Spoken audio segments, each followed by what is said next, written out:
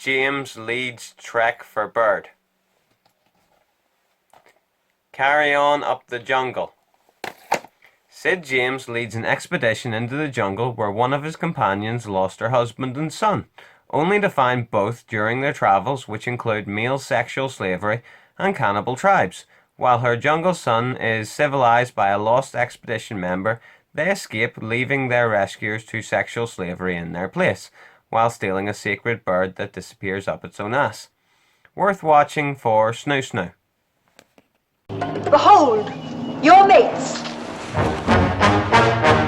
Honey, who chose that lot? Our new queen, Evelyn. They're all yours.